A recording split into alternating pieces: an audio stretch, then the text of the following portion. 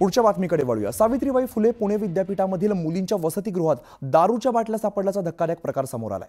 विद्यापीठाच्या मुलींच्या वसतिगृहात मोठ्या प्रमाणात दारूच्या बाटल्यांच्या, सिगारेटच्या पाकिटांचे फोटो आणि व्हिडिओ आता समोर आलेले आहेत। वसतिगृहात वास्तव्य करत असलेल्या एका विद्यार्थिनीने या सर्व गैरप्रकाराची माहिती वसतिगृहातील महिला अधिकाऱ्यांकडे वारंवार केलेली होती, मात्र संबंधित अधिकाऱ्यांनी कोणतीही कारवाई केलेली नाहीये।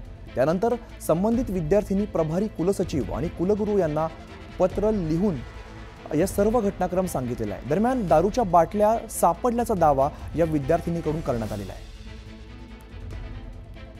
प्राची केदारी आमचे प्रतिनिधी सध्या आपल्या सोबत आहेत। प्राची, काय नेमकी माहिती आहे? मोठ्या प्रमाणात दारूच्या बाटल्या आणि सिगारेटचे पाकिट सापडल्याचा दावा केला जातोय। आपण जर पाहिलं तर मागील 6 महिन्यांपासून सावित्रीबाई फुले पुणे विद्यापीठामध्ये अंमली पदार्थ सापडण्याचं प्रमाण जे आहे ते वाढताना पाहायला मिळतंय। आणि ही विद्यार्थिनी जी आहे ती वसतिगृहात राहणारी विद्यार्थिनी होती।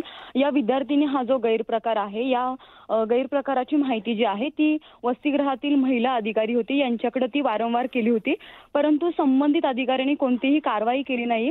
त्यानंतर या विद्यार्थिनीने जे कुलगुरू आहे त्यांच्याकडे पत्र लिहून हा घटनाक्रम देखील सांगितला होता, परंतु त्यानंतर देखील कुठलीही कारवाई जी आहे ती करण्यात आलेली नाहीये।